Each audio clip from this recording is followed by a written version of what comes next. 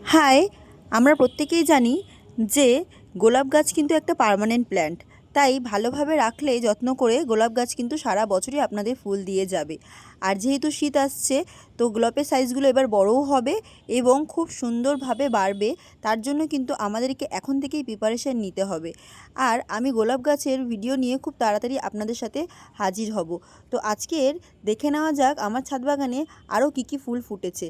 এটা একটা পুনে ভ্যারাইটির রেড ফুল, অনেক দিন পরে তিনটে একসাথে ফুটেছে। আর এখন আস্তে আস্তে দেশি ভ্যারাইটির যে জবাগুলো রয়েছে, লাল, পিঙ্ক, হলুদ, এগুলো কিন্তু ধীরে ধীরে সাইজটা ছোট হয়ে যাবে এবং ফুলের সংখ্যাটাও কমে যাবে। আর যেহেতু আমাদের এখানে কলকাতায় খুব বেশি শীত পড়ে না, তার জন্য মোটামুটি প্রত্যেকটা জবা ফুলই খুব কম বেশি দিয়ে যাবে। আর যেগুলো হাইব্রিড ভ্যারাইটি ধরুন, সেগুলো তো আপনাদেরকে ফুল দিতেই থাকবে। এইবার হাইব্রিড ভ্যারাইটিগুলো খুব ভালোভাবে ফুটবে। আজকের জন্য ভিডিওটা এইটুকুই। দেখা হচ্ছে নেক্সট ভিডিওতে। বাই।